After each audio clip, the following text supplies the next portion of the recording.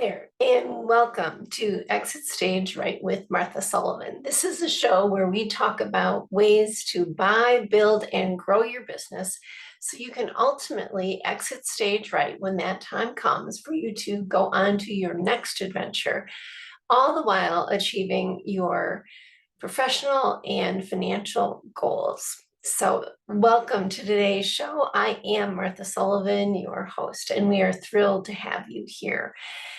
Actually, this show is really about the business of business and ways that you can improve and make your business its best and brightest self and enjoy the fruits of those labors. So today, I really wanted to reflect on some experiences that I've recently had working with some of my business clients and business owners. And this week, as well as several other weeks, I've encountered times where the management team is seemingly distracted or challenged to execute and put the company plans into place and make things happen. And in one particular case, it really got me thinking about how much of this distractedness is hardwired into the situation. And how is that creating chaos and overwhelm? Or is there really a spark of entrepreneurial genius laying in wait if the team can harness their collective brain power in a way that works for them? It really struck me recently working with a client where the pretty much all the members of the leadership team self acknowledged that they were living with a brain that was hardwired with ADD or ADHD, attention deficit order disorder, or attention deficit hyperactivity disorder.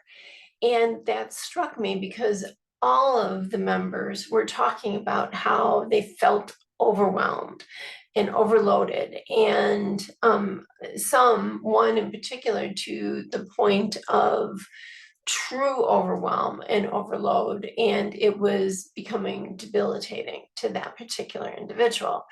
And it really got me thinking about ADD, ADHD in the workplace, and how do we balance one another when that is the case?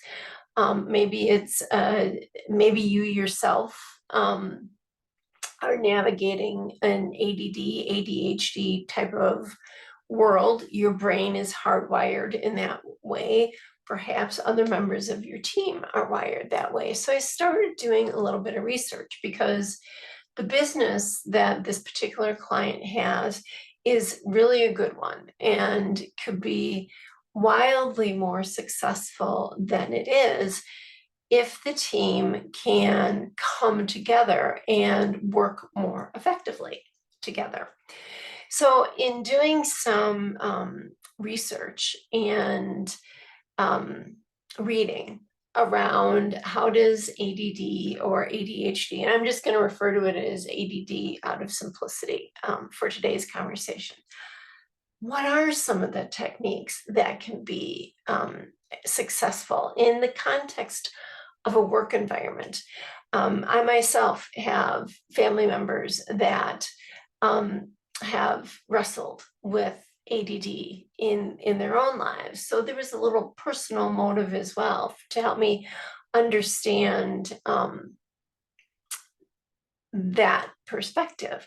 And I came across a guy by the name of Robert Paul, who is a coach that actually specializes in ADD. And I also met with another coach Stephanie Scheller, who also works in this area and hosts events related to ADD and entrepreneurship, and just thought we could talk about that a little bit today. Now,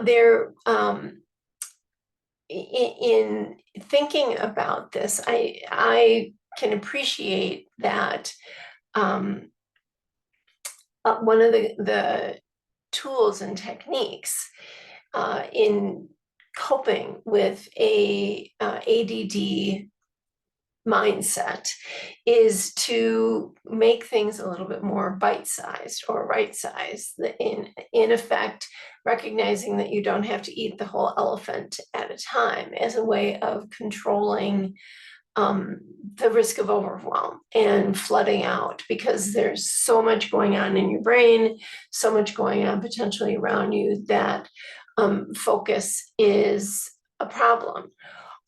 All the way to the other extreme, where you get so focused on what you're doing that time kind of melts away and actually to your detriment, where you slip and fall behind on other things. So what I wanted to do is share some of the tools and techniques that I discovered in my research and my reading, and perhaps this will help you in your work, regardless actually of whether you are ADD or not ADD. I think there's a little bit of something in here for everybody. So one of the first things that I've heard in talking with clients that are wrestling with ADD is that when they're in this sense of overload and overwhelm, that it can result in procrastination, and deep procrastination. That overwhelm becomes more debilitating and paralyzing. And one of the recommendations in those moments is to really define what your first step could be in that overwhelm.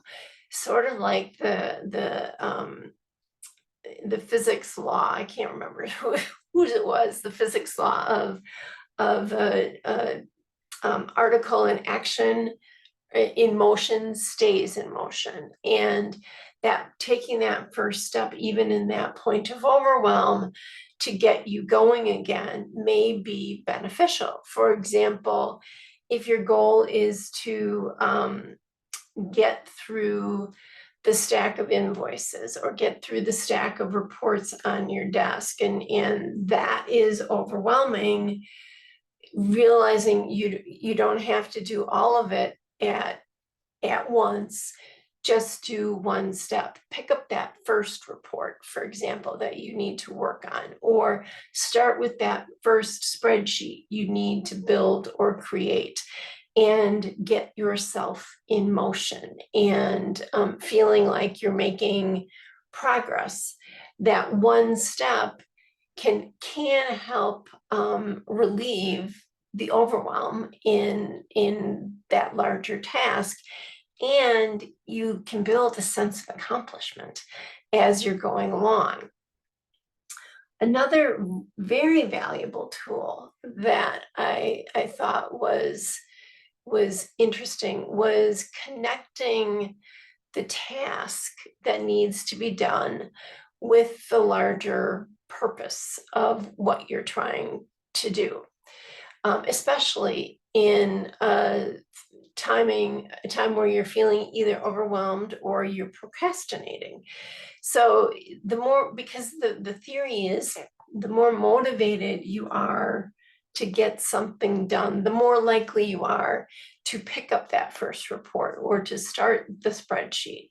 And sometimes we just need to pause and figure out, why do we need to do this? Why do we want to do this? What is our motivation?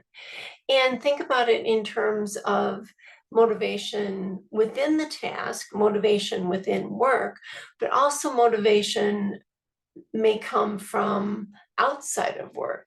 Maybe if I get myself motivated to do this at work and not procrastinate it while I'm at work, I won't find myself having to work on it at 10 o'clock at night or at 8 o'clock at night, in trying to get it done, but that's robbing time for my family, or that's robbing time for when I can be doing other things that are also motivating and valuable to me. So it's important to understand your motivations for performing a task. Is it because getting it done helps your colleagues? Is it because getting it done helps your family, helps you? If you can connect to that and what's truly motivating to you, yeah, helping your colleagues, that might be lovely, but getting your stuff done during the workday so you can go play or go spend time with your family or your friends or whatever, that may actually become a greater motivator to get you out of that procrastination and start with that one first step. The next area of or idea that I really thought about was the prospect of delegation in the context of somebody that may be wrestling with ADD. So I can speak from experience of my family member, that there it is oftentimes also a characteristic of perfectionism that comes into that ADD world and lifetime, and the perfectionism or the need for control of one's environment when all these thoughts and ideas might be flooding you. The need for control and perfectionism also comes into play. And with that, I think there's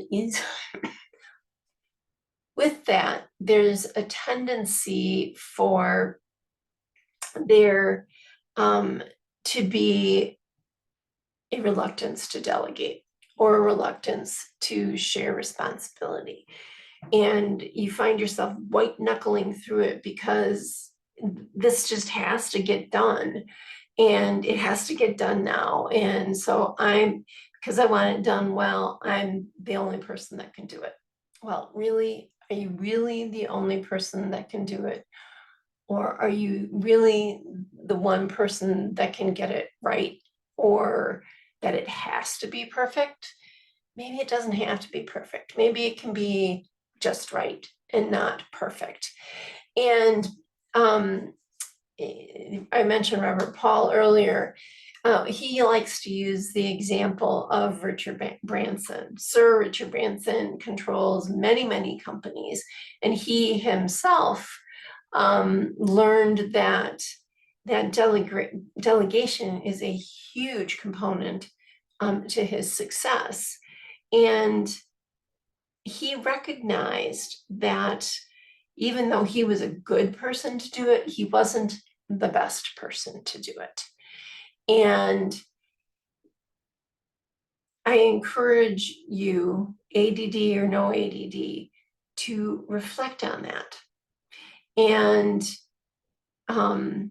reflect on your need for perfectionism or control. Because if we can share the workload, share it in delegating it to somebody that maybe has more time than you, maybe has more expertise than you, maybe is the right level within the organization to be doing the task, that is going to help you potentially think through how you can best use your time. What is your best value and best use to the organization and your team, rather than keeping and holding on to all these things because you have this need to get it done. When we hold on or when we white knuckle onto these tasks for ourselves because it gives us a sense of control and a sense of everything being right in the world. What we're really doing is setting ourselves up for that overwhelm. It may also be a sign of procrastination in terms of, well, if I do this, which I know I'm comfortable in doing, and I can really do it well and I can get it done, that means I don't have to deal with this thing that is overwhelming me and is is is I don't want to do it. Well, I think sometimes that leads into our reluctance for sharing responsibility and delegating as well. So there's also thinking about, so what do I do when I don't have someone to delegate to? Well, delegation can be taken outside of your company. There are plenty of people that are like a virtual assistant or people that do gig work in a particular area. Maybe it's social media. I don't have time to do all the social media that needs to be done, and it's overwhelming me. There are people out there that will do your social media for you, and you can outsource that. Relieve the overwhelm, find the delegation, and maybe your social media posts aren't perfect. Maybe they're not exactly what the best in, the leading TikToker in the world is doing, but do you really need to be the leading TikToker, or do you need to have a professional enough presence that it gets your message out there and you're seen and visible? Those are some things to think about along those lines.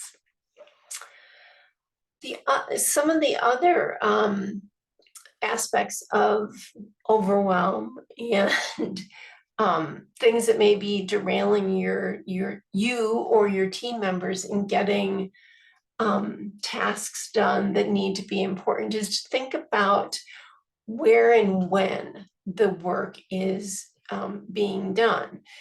Environment impacts how we're able to get things done. Sometimes we work better if there is background noise or white noise or radio or music in the background. Sometimes we need more of a quiet environment. Every one of us is different, but I think it's important to reflect on where do you thrive environmentally to do different types of work. If I need to create, what's that environment look like? If I need to really drill down and study and absorb concrete information, where do I do that the best? For some people, that is a quiet environment. For other people, no, that white noise, if you will, is more effective. So think about what type of environment is best for you for some of the critical tasks, especially ones that you may find yourself procrastinating in doing. And when is the ideal time? Time management is a common productivity issue for everyone, absolutely for everyone. And maybe that has to do with when you're trying to do certain things. For example, maybe I'm not a morning person, so trying to do certain types of tasks in the morning may not be the wisest thing. Maybe I am a morning person, but I'm putting off doing things that if I did them in the morning, man, I would be hopping. Maybe there's a rhythm to your week or your schedule as well. Think about those elements in your workday and how can you get a handle on it, and maybe block out times in your schedule, calendar it in your schedule so that, nope, I know that if I do this on this day, maybe every Thursday is going to be my social media day.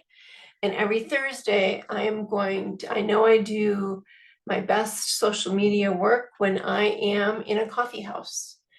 Okay then. So every Thursday morning and you're a morning person, every Thursday morning, you are parking it in your favorite coffee house and doing your social media work. Think about those types of things that can help you be more productive, and then get very protective around those times in your schedule. I think all of this points to the importance of mindfulness. Mindfulness about what is hardwired into you, understanding how your brain works and how you can work best with your brain. And it's different for everybody. And I think it's more challenging in the context of those wrestling with the ADD, all that think, that fast thinking and all the ideas and all of that thing, those things, so that taking the time and pausing, being mindful, having some quiet time, just maybe 5-10 minutes to do a check-in with yourself and reset.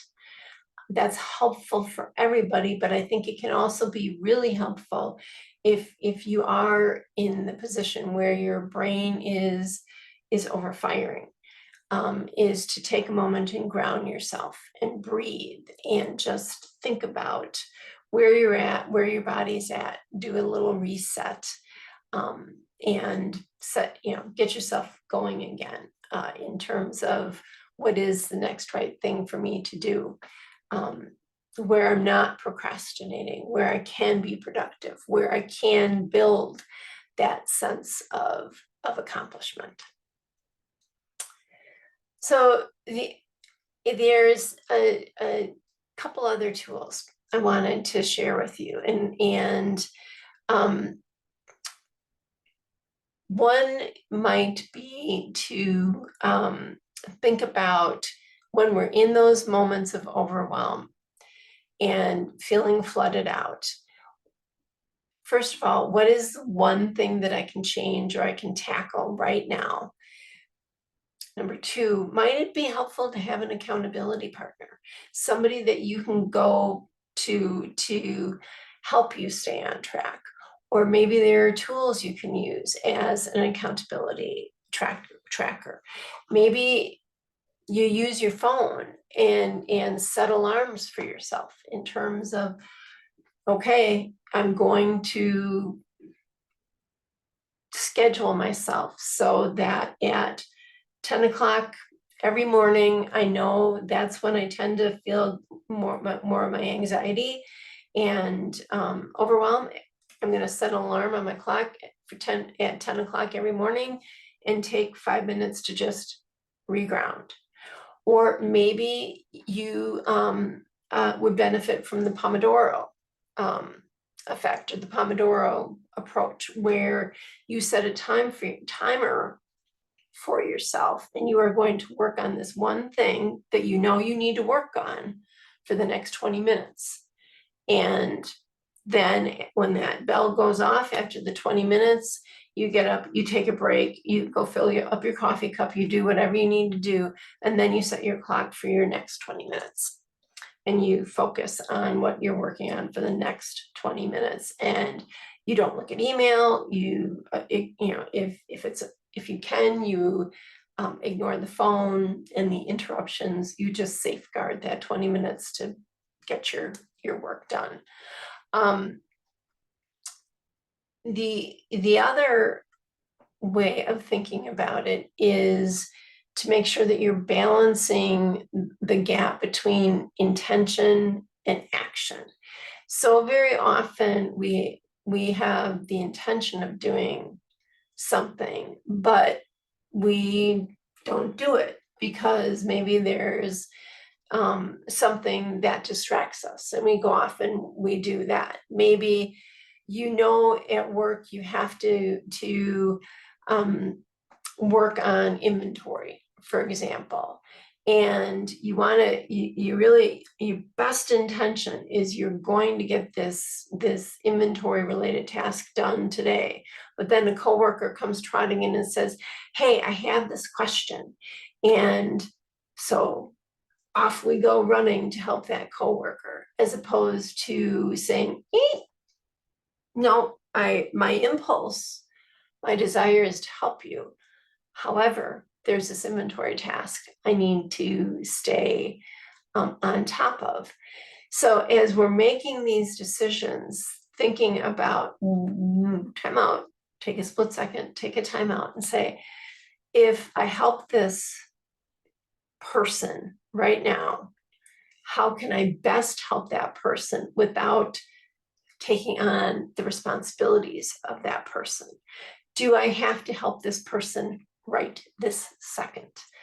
Can I provide counsel to that person so they can go deal with the issue for now, and then I can come help them in that 20 minutes if you're using the Pomodoro. So it's really a matter of thinking about, if I do this, what am I taking away from myself?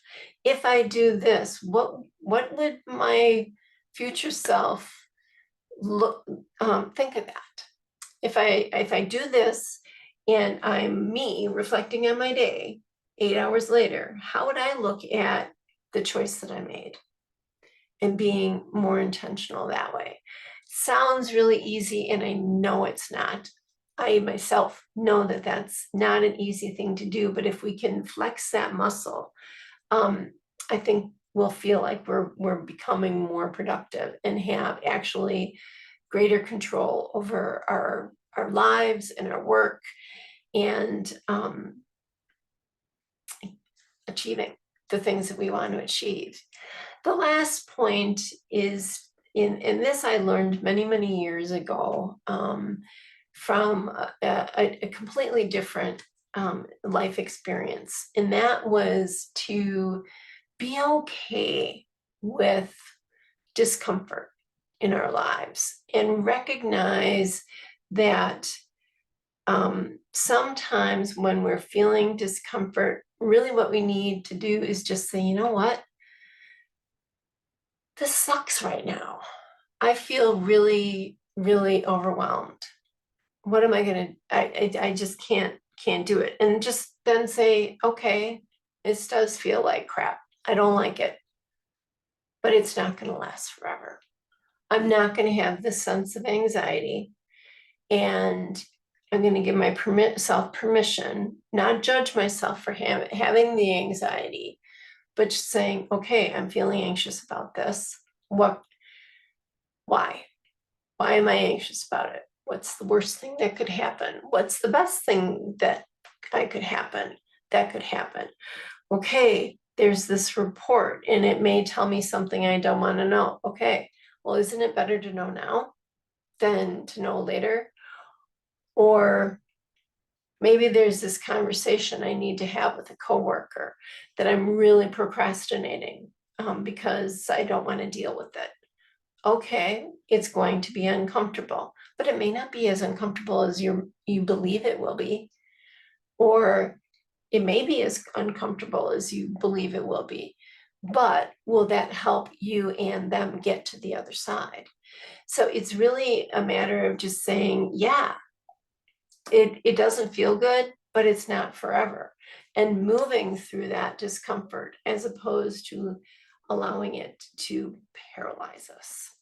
And that is, that's one of those mentalities that may help us prioritize our work, help us cut down on the overwhelm, help us cut down on the procrastination, and allow us to actually be more free. So these are some thoughts that I wanted to share with you, sharing with my clients as well, to get some really good conversation going. I'm not an expert in ADD or ADHD, hands down, not an expert, but I know that it's very real in many organizations and for many people, and it's hardwired. So I think where the opportunity is Many of our great entrepreneurs are indeed living with ADD or living with ADHD. These great entrepreneurs are the ones that have harnessed that aspect of their brain. They're hardwired by it. And the difference between their success and somebody else's success is they have figured out the techniques that help them wrestle with how they're hardwired and make the most of it. So that's what I wish for you today, is a greater understanding of how you're hardwired and how you can make the most of it. So that is what I had on my mind for today. Thank you so much for joining us.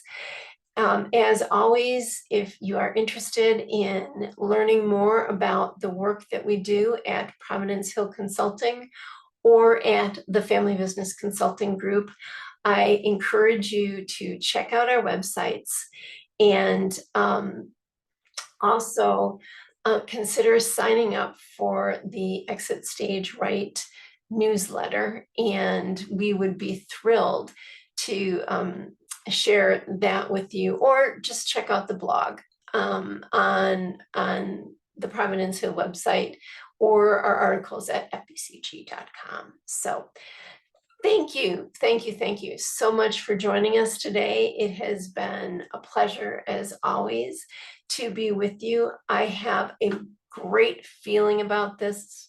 Go on and transform your business today.